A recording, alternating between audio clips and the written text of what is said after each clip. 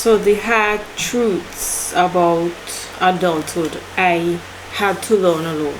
So we're gonna talk about personal lessons that many people are not prepared for. Right? So adulthood has a way of teaching us lessons that nobody prepares us for. And some of these lessons they come through disappointment, heartbreak, failure, isolation, betrayal, and making many mistakes that you thought you would never make. And growing up, we often imagine ourselves of becoming this adult that know all the answers. But the reality is that adulthood is very messy, it's confusing, and it's filled with a lot of experiences that actually force you to grow and develop and mature. And in this video, I'm going to share hard truths about adulthood that I had to learn on my own. And these are things that we don't learn in school, right? They are lessons that many people may not talk about openly, and they come from these truths that I'm going to talk about come from real life experiences, come from difficult relationships, come from being in toxic work environments and moments where I just had to rely on myself, right? So this video is not to make you feel discouraged. It's to help you to feel more prepared for adulthood and maybe even save you from learning some of these lessons the hard way, right? So if you're ready for honest conversation, hard conversation, let's get into the hard truths about adulthood I had to learn on my own, right? So I'm gonna talk about 4 aspects in this video: family, relationships, workplace dynamics, romantic relationships, and friendships. So this video would be divided into 2 parts. So the first part, which is now, I'm going to talk about family relationships and workplace dynamics. And then in part 2, I'll talk about romantic relationships and friendships. So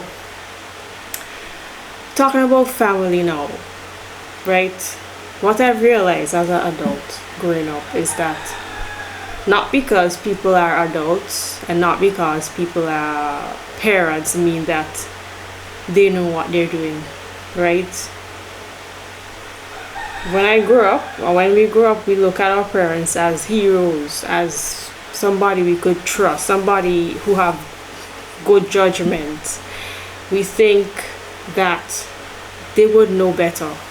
You know, we believe that they have experience, they have knowledge, they develop wisdom and understanding of life, and that yes, they learn from their mistakes, but as we go, realize that they're just figuring things out themselves in that process, you know, and they might not be as knowledgeable, they might not be as wise, they might not have learned from their mistakes. So that's the main hard truth about, you know, our parents, right? And there's a lot of common problems we experience with our parents, like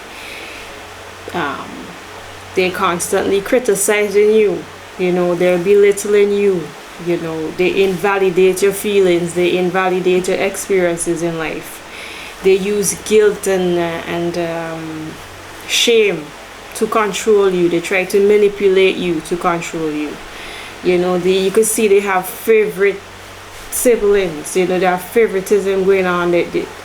You grow up and you realize, you know, your parents don't apologize when they did something wrong. They don't admit that they did something wrong. They're not apologizing, you know. And you see this growing up and you realize, like, they might not know better. They are yelling at you constantly. They could be threatening you. They could be using intimidation instead of actually having a calm conversation, calm communication, you know. You see them blaming you for their own problems, they're blaming you for their emotions, they're dismissing your dreams, they're dismissing your goals, they're mocking you, They're dismissing your accomplishments, whatever. They're not respecting your privacy. They're not respecting your identity, your personal choices. You see that you're growing up and you realize they're not as smart, they're not as knowledgeable, they don't have enough experience, and then they're repeating these harmful patterns of behavior because maybe they were raised a certain way and they think that they turn out fine, so they are doing the same thing that their parents did to them. They think that if you fear them, then that's respect. They dismiss your mental health and think you're seeking attention, or you're lazy, or you're just acting out when you might actually have a mental illness. Sometimes they assume that you know what to do. They assume that you will just know what is right automatically without teaching you anything. They refuse to learn new parenting approaches because they, as I said, think that they turn out fine and that's what their parents did, so they're gonna parent you like their parents, which actually might not be the best.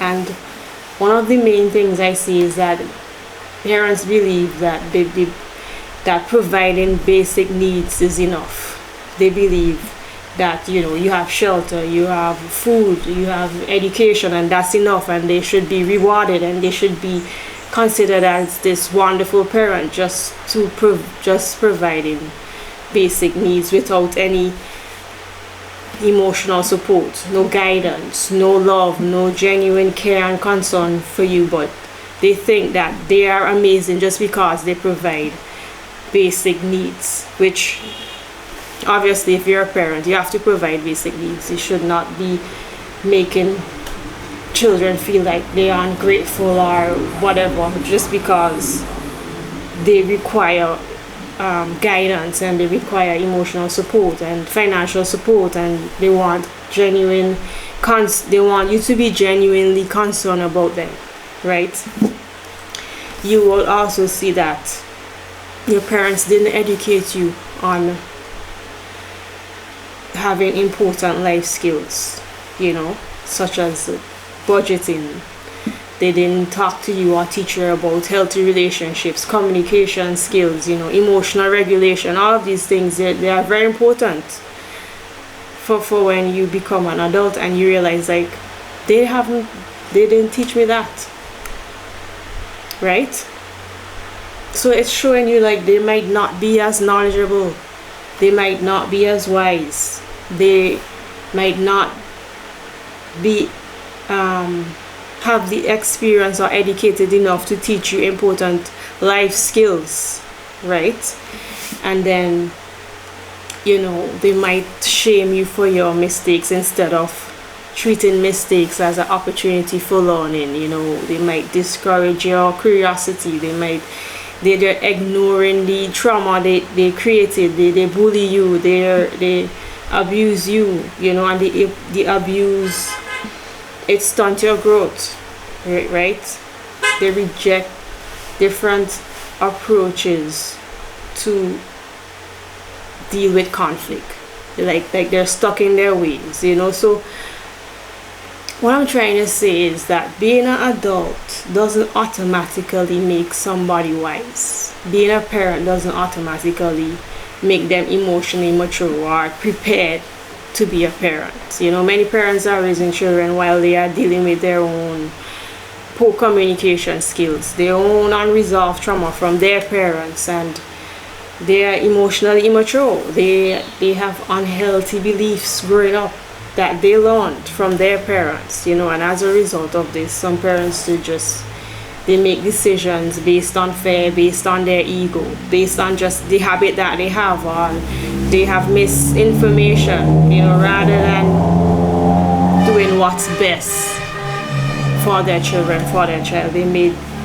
genuinely love their children, their child. I'm not saying that they don't love them, that they don't care about them, but we grow up and we realize they lack the knowledge, they lack the self-awareness, and they lack emotional skills that they need to be effective parent, right?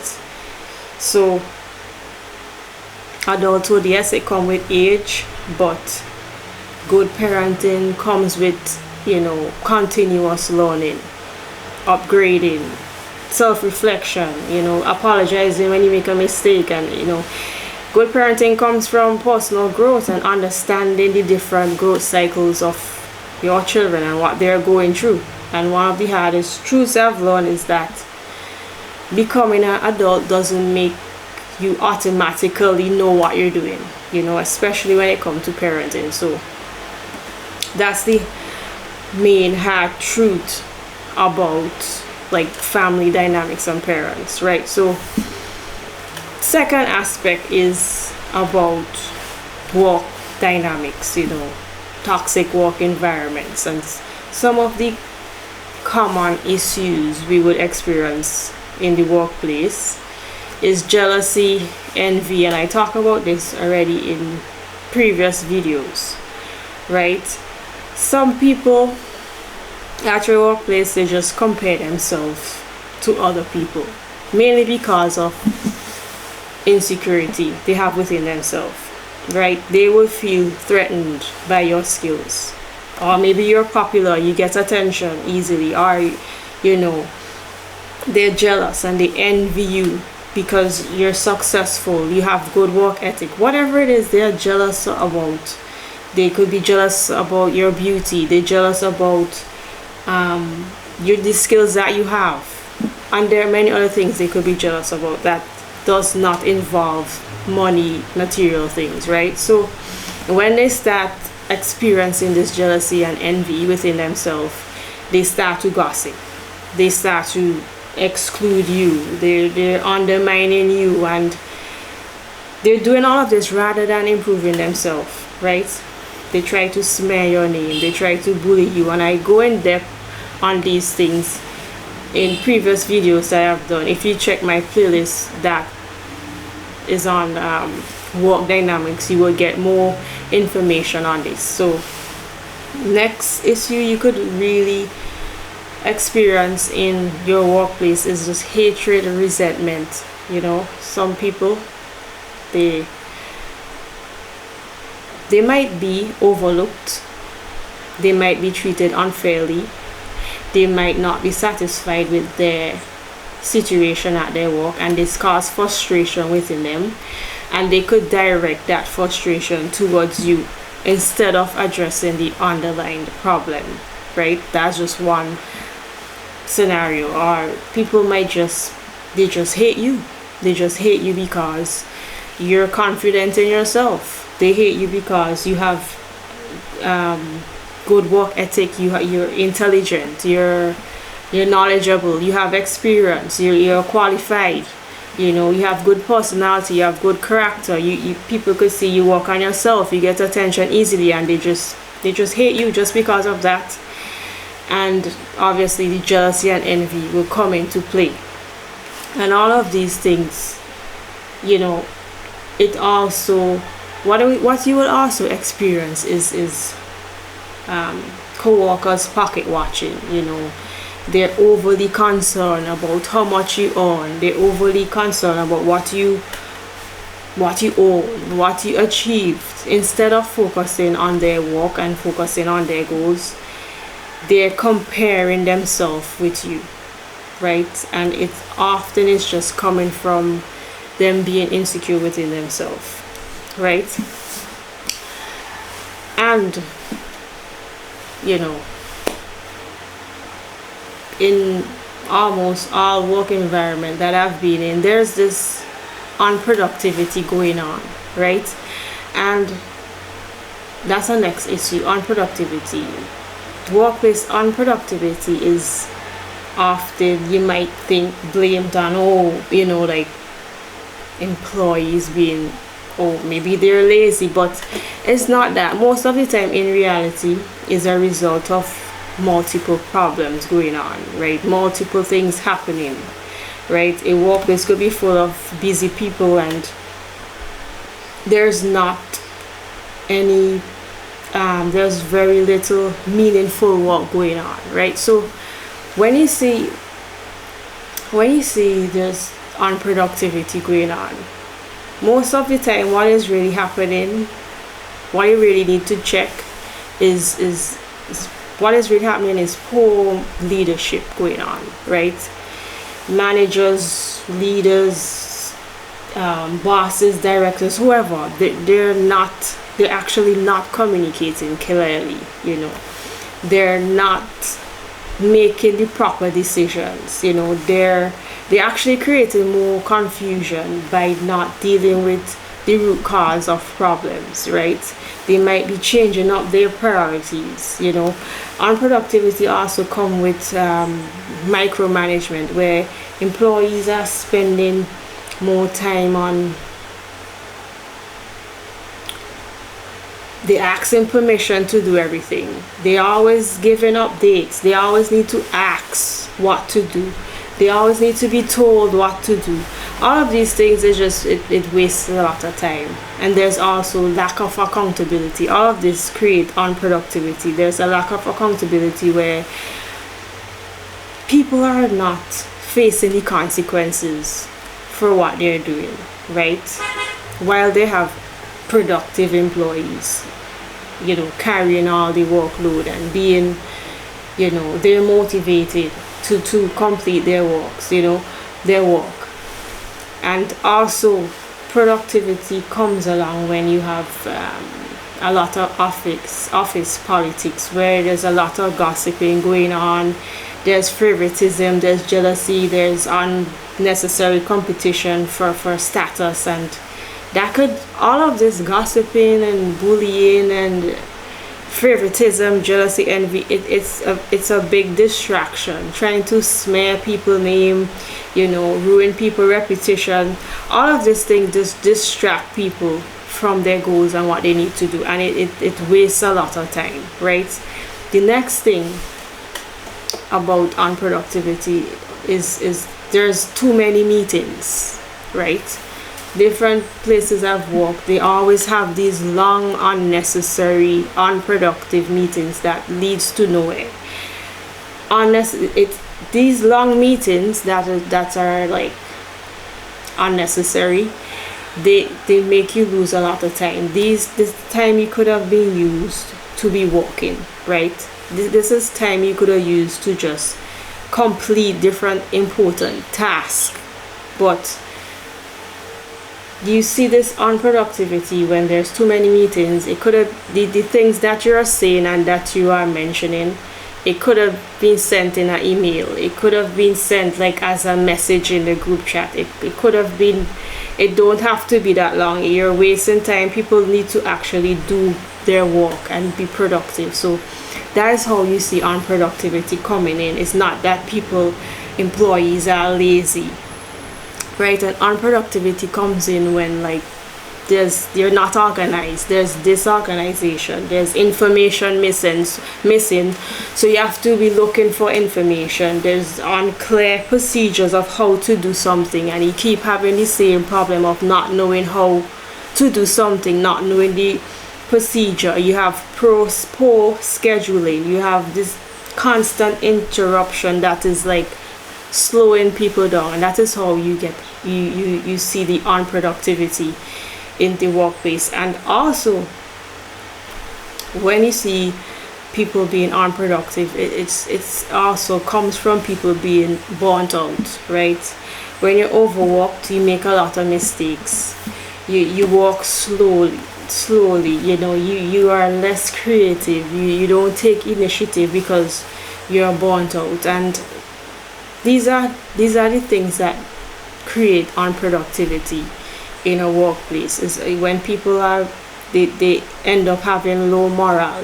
When people, they start off well, they start off with good work ethic, and as time passes they feel undervalued, they feel ignored, they feel that they're treated unfairly, and often this just leads to them just giving the bare minimum that is required, right? I see this all the time. Unproductivity also could stem from people they lack training, right? They cannot perform effectively. They can't perform their job efficiently if they don't know what to do. They're not they're not properly taught their job. I mean, obviously you could be qualified or whatever, but every workplace have the different ways of doing things, and you're not trained properly. So that is where you see people being unproductive, because they don't know the procedure, they don't know what to do, right? So that is how unproductivity comes about. It's not just saying like employees are lazy. There's deeper things going on. There's multiple things going on. And yes, one of the hardest truths about workplaces is that being busy is not the same as being productive. People could look busy all day and they're not productive, right? They're answering emails, they're answering calls, they're attending meetings, long meetings that leads to nowhere. They're chatting with co-workers, they're gossiping, but they continue to be like very little meaningful results coming out, right? Meanwhile, there are other employees who are quietly accomplishing their goals and staying focused. And another hard truth is that one unproductive person can affect the whole team. If somebody is constantly, they're missing the deadline, they avoid responsibility, they create unnecessary problems over and over again. People could, it just leads to frustration, and it leads to other people having a overall low performance, right? So healthy workplaces encourage clear expectations. You know what you came here to do.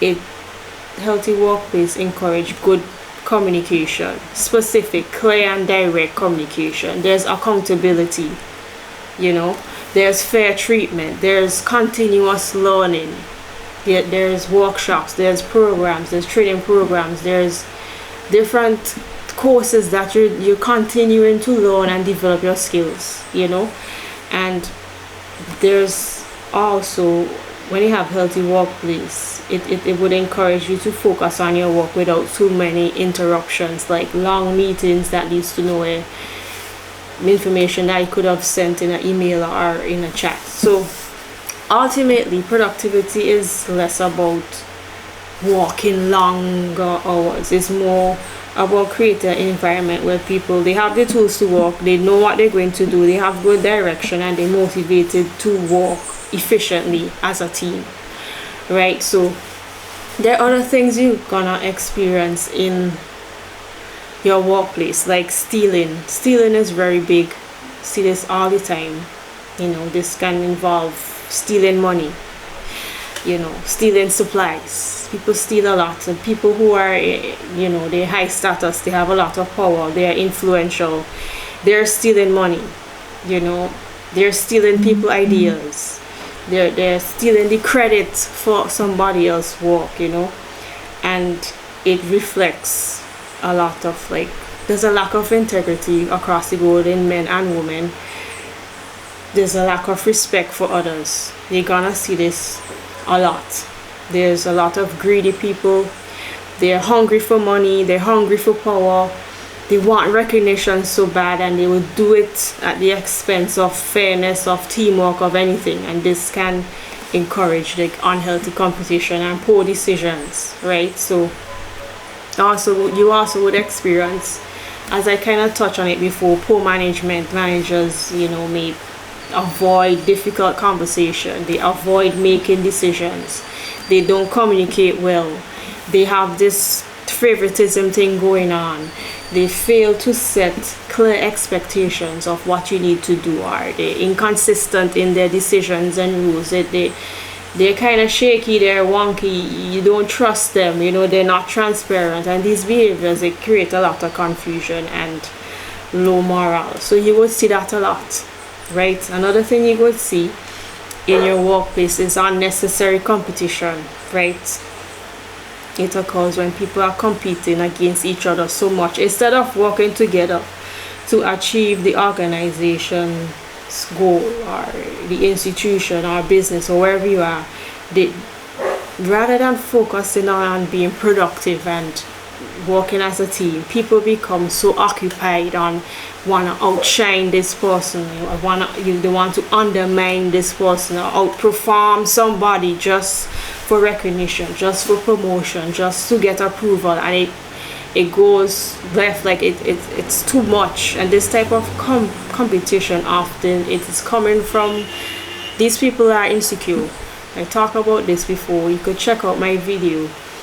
They are a loser when they clock out. There's other videos I go in depth about these things with jealousy and envy. You could check out those videos at the playlist. It's called Work Dynamics, right? So this competition of undermining people, outshining people, trying to outperform at the expense of teamwork and being productive, it's coming from insecurity within themselves. They are jealous. They are envious.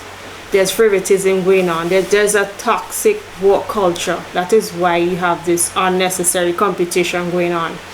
You have employees withholding information. They're taking credit for other people's work. They're spreading, gossip. They're trying to smear other people's name, or they view the success of another colleague as a personal threat to their life. Instead of the team winning, instead of a team victory, instead of the team winning, it's like they don't see it as a team. They see it as that specific person getting success, and it's a threat to them, right? So with all of that happening, jealousy, envy, favoritism, people being insecure, they lack self-esteem, they lack self-confidence, they don't work on their skills, they have a bad character. It results in low morale. It results in broken trust in management. It results in poor communication across the board.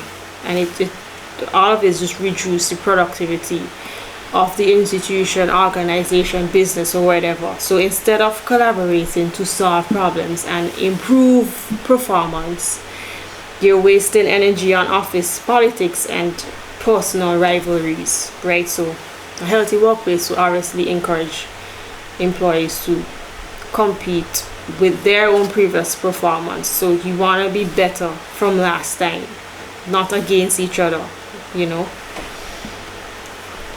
right? So you're gonna see that. You're also gonna see in your workplace disorder and chaos almost every day.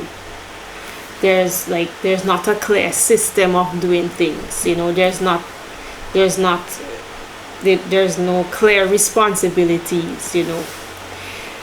There's problem with this organization all over, right? Employees may not know their responsibilities.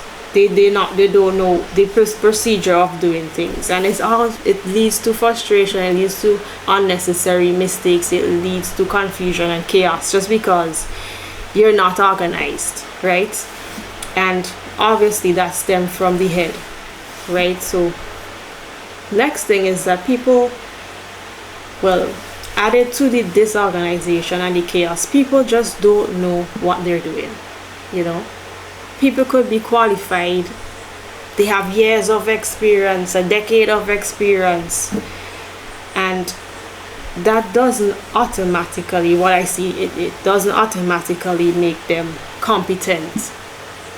Some people, they stop learning, they're using outdated knowledge, they rely on outdated knowledge, or they weren't properly trained for the responsibilities that they have.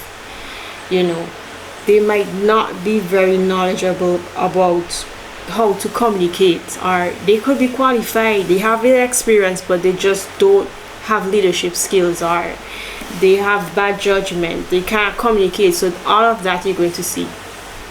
People who are qualified, they have experience, it doesn't mean that they're competent, it doesn't mean that they know how to do their job, it doesn't mean that they know what they're doing, right? So if you look for the common problem behind all these behaviors that I just talked about, it's stemming from insecurity. People feel insecure within themselves. or people are just focused on themselves, self-interest. Most people, they lack accountability, especially leaders, leadership team, management, bosses. They lack accountability. There's weak leadership. That is why you see disorder, you see chaos, you see unnecessary competition, stealing, greedy, nobody accountable, nobody is doing anything. That's why people, they steal money, steal supplies, and nothing happens. There's no accountability, there's no punishment, there's nothing happening, right? All stems from poor management. And when those are combined, all of these things, there's poor organizational system. This creates a culture where there's distrust, there's unnecessary competition, and dysfunction becomes like a norm, right? So I'm gonna end this here, and I'm gonna continue part 2 and talk about romantic relationships and friendships. So see you in the next video.